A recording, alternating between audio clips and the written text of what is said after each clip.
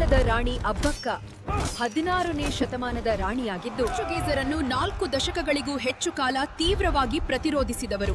ಅಭಯ ರಾಣಿ ಎಂಬ ಹೆಸರುಗಳಿಡಿದವರು. ಕಲೈ ಉತ್ತರಾಧಿಕಾರದಿಂದ ಪಡೆದ ಸಿಂಹಾಸನ.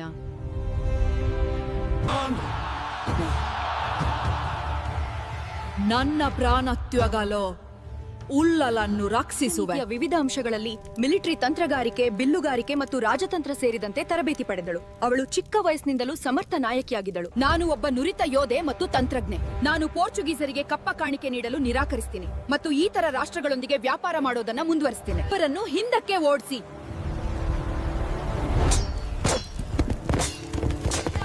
ಸೈನಿಕರೇ, ನಾವು ಪೋರ್ಚುಗೀಸರನ್ನ ಸೋಲಿಸಬೇಕು.